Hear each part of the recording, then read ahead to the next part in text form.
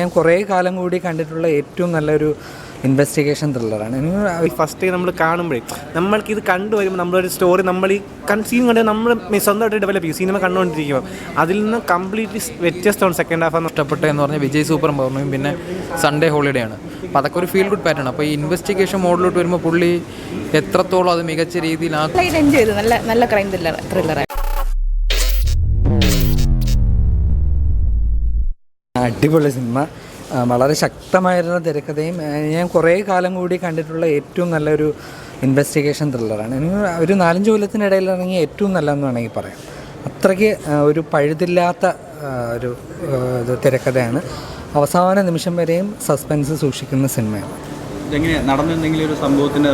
ഇല്ല, ഒരു കേസ് സ്റ്റോറിയാണ്. അത് നമുക്കൊരു പിടിയും തരില്ല. ഈ അവസാനം സിനിമയുടെ ഒരു അവസാനത്തെ 10 മിനിറ്റിൽ മാത്രമേ അതിൻ്റെ ഒരു ഇത് റിവീൽ ചെയ്യുള്ളൂ. കിളിയൊന്നുമല്ല, നമ്മൾ അതിൽ എൻഗേജ്ഡ് ആയിട്ടിരിക്കും. അത്ര ജിസ്ജോയ് ആസിഫ് അലി കൂട്ടുമായിട്ട് നമ്മൾ ഇത് ഫസ്റ്റ് ടൈം വന്ന് അവർ നിരാശപ്പെടുത്താറില്ല. ബട്ട് ഇത് ചെറിയ ടെൻഷൻ കാണാൻ കുറച്ച് നാളായില്ലേ പുള്ളി ഒന്ന് ലൈവായിട്ട് കണ്ടിട്ട്. അപ്പം ഫസ്റ്റ് ടൈം പോയപ്പോൾ നമ്മളൊരു ചെറിയ ഇത് എങ്ങനെയാവും എന്നുള്ളതുണ്ടായിരുന്നു. പക്ഷേ ഈ ഫിലിമിൻ്റെ ഏറ്റവും ഇൻട്രസ്റ്റിംഗ് പാർട്ടെന്ന് വെച്ചാൽ നമ്മൾ ഈ ഫസ്റ്റ് ടൈം നമ്മൾ കാണുമ്പോഴേ നമ്മൾക്കിത് കണ്ടുവരുമ്പോൾ നമ്മളൊരു സ്റ്റോറി നമ്മൾ ഈ സീൻ കണ്ട് നമ്മൾ സ്വന്തമായിട്ട് ഡെവലപ്പ് ചെയ്യും. സിനിമ കണ്ടുകൊണ്ടിരിക്കുമ്പോൾ അതിൽ നിന്ന് കംപ്ലീറ്റ്ലി വ്യത്യസ്തമാണ് സെക്കൻഡ് ഹാഫ് എന്ന് പറയുന്നത്. മാത്രമല്ല ബിജു ചേട്ടനാണെങ്കിലും പോലീസ് കഥാപാത്രങ്ങളും പുള്ളി നന്നായിട്ട് ചെയ്യുന്നുണ്ട്. ആസിഫൊക്കെ ആണെങ്കിലും ഒരു വലിയൊരു തിരിച്ചറിവ് എന്ന വാക്ക് ഉപയോഗിക്കുന്നത് ഒരുമാതിരി ഇതായിട്ട് തോന്നും. പക്ഷെ എന്നാലും അദ്ദേഹത്തിന് ഒരു നല്ല പെർഫോമറാണ്. പക്ഷേ പുള്ളി ആ കൺസിസ്റ്റൻസി മെയിൻറ്റെയിൻ ചെയ്ത് നന്നായിട്ട് പോകാൻ പറ്റും. അതായത് സെക്കൻഡ് നൈസാണ്.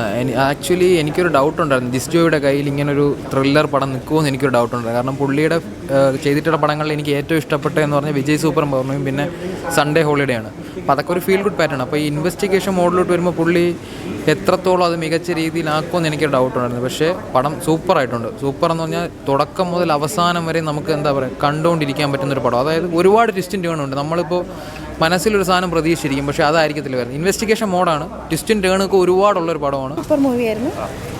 നല്ല എൻജോയ് ചെയ്തു. നല്ല ക്രൈം ത്രില്ലറായിരുന്നു. അടിപൊളി, സൂപ്പർ. പടം കൊള്ളായിരുന്നു, നല്ല സിനിമയായിരുന്നു. ആസിഫ് അലി കൊള്ളാം, നന്നായിട്ട് അഭിനയിച്ചിട്ടുണ്ട്.